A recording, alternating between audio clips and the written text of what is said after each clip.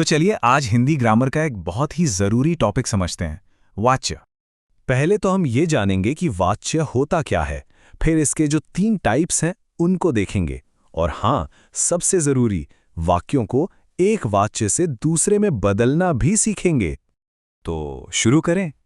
सबसे पहले ये समझते हैं कि भाई ये वाच्य है क्या भला।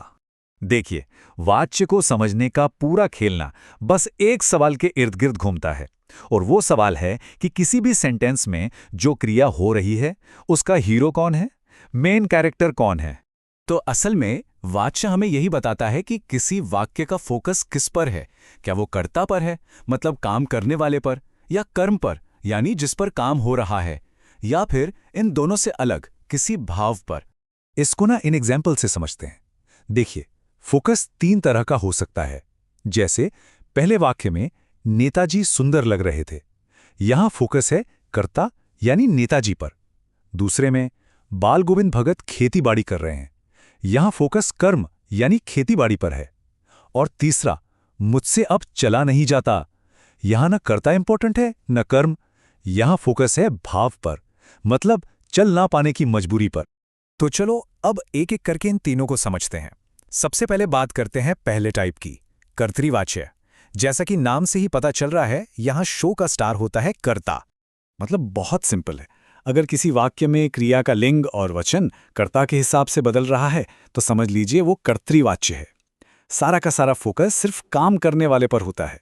जैसे ये एग्जाम्पल देखिए, हलदार साहब ने पान खाया, यहां पर क्रिया क्या है, खाया, और ये किसके हिसाब से है, हलदार साहब के हिसाब से। बस यही तो है कर्तृवाच्य की पहचान। और ये रूल ना हमेशा काम करता है। जैसे करता है बच्चे, जो कि बहुवचन है, तो क्रिया भी हो गई खेलते हैं, बहुवचन। वहीं जब करता गीता है, जो स्त्रीलिंग है, तो क्रिया भी बदलकर खाती है हो गई। देख रहे हैं, क्रिया पूरी तरह कर्ता को फॉलो कर रही है। चलिए, कर्तृवाच्य तो समझ आ गया। अब कहानी में थोड़ा ट्विस्ट लाते हैं और बात करते हैं कर्मवाच्य की। यहां पर फोकस कर्ता से हटकर कर्म पर चला जाता है। बिल्कुल, यहां पर सेंटेंस का हीरो बदल जाता है। अब हीरो कर्ता नहीं बल्कि कर्म है, और जब हीरो बदल गया तो क्रिया भी उसी को फॉलो करेगी, है ना? अब इस वाक्य को ध्यान से देखिए, रीता द्वारा गीत गाया गया, यहां क्रिया है गाया गया। ये रीता के हिसाब से नहीं है जो कि स्त्रीलिंग है, यह है गीत के हिसाब से जो कि पुल्लिंग है। फोकस रीता पर नहीं बल्कि गीत पर है, यही कर्मवाच्य है। ओके, तो हमने कर्ता को हीरो बनाया, फिर कर्म को। अब आते हैं हमारे तीसरे और आखिरी टाइप पर, भाववाच्य। जैसा कि नाम से ही जाहिर है, यहां पर सब कुछ भाव के बारे में है। तो भाववाच्य में क्या होता है, यहां क्रिया एकदम आजाद है। वो ना तो कर्ता की सुनती है ना ही कर्म की। उसका पूरा जोर या तो किसी इमोशन पे होता है या फिर किसी काम को ना कर पाने की मजबूरी पर। जैसे ये वाक्य है, अब मुझसे गाया नहीं जाता। अब इसमें फोकस मुझसे पर नहीं है, फोकस इस बात पर है, इस फीलिंग पर है कि गाया नहीं जा सकता, मतलब गाने की जो असमर्थता है उस भाव पर जोर है। चलिए, थियरी तो बहुत हो गई, अब आते हैं सबसे प्रैक्टिकल पार्ट पर, कि अगर हमें एक वाक्य को एक वाच्य से दूसरे में बदलना हो तो वो कैसे करेंगे, इसके नियम क्या हैं। तो अगर कर्तृवाच्य से कर्मवाच्य में जाना है तो बस ये 3 सिंपल स्टेप्स हैं। पहला, कर्ता के बाद से के द्वारा या द्वारा लगा दो। दूसरा, जो मेन वर्ब है उसे पास्ट पार्टिसिपल फॉर्म में बदलो। और तीसरा, जाना क्रिया का एक रूप जोड़ दो जो कर्म के लिंग और वचन से मैच करे।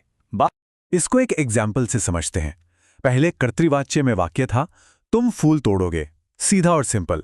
अब इन्हीं रूल्स को लगाकर हमने इसे कर्मवाच्य में बदला, तो ये बन गया, तुम्हारे द्वारा फूल तोड़ा जाएगा। देखा, फोकस तुमसे हटकर सीधा फूल पर आ गया। अच्छा, आप कर्तृवाच्य से भाववाच्य में कैसे बदलें? नियम काफी कुछ वैसे ही हैं। कर्ता के बाद से या द्वारा लगाना है और जाना क्रिया का रूप भी जोड़ना है। लेकिन एक बहुत बड़ा फर्क है, यहां पर क्रिया हमेशा थर्ड पर्सन, पुल्लिंग और एक वचन ही रहेगी, हमेशा। इस एग्जाम्पल से ये एकदम क्लियर हो जाएगा। कर्तृवाच्य में था, मैं अब नहीं चल पाता, फोकस मैं पर है। अब इसे भाववाच्य में बदला तो ये बन गया, मुझसे अब नहीं चला जाता। अब फोकस मुझसे पर नहीं बल्कि चल न पाने के भाव पर है। बिल्कुल परफेक्ट। तो चलिए, जाने से पहले एक क्विक रिवीजन कर लेते हैं इस टेबल के साथ। ये आप कह सकते हैं एक तरह की चीट शीट है। कर्तृवाच्य में फोकस कर्ता पर, कर्मवाच्य में कर्म पर और भाववाच्य में भाव पर, और क्रिया भी उसी हिसाब से बदलती है। इसको याद रखेंगे तो वाच्य में कभी कोई गलती नहीं होगी। तो अब किसी भी वाक्य का मेन कैरेक्टर पहचानना आसान है ना?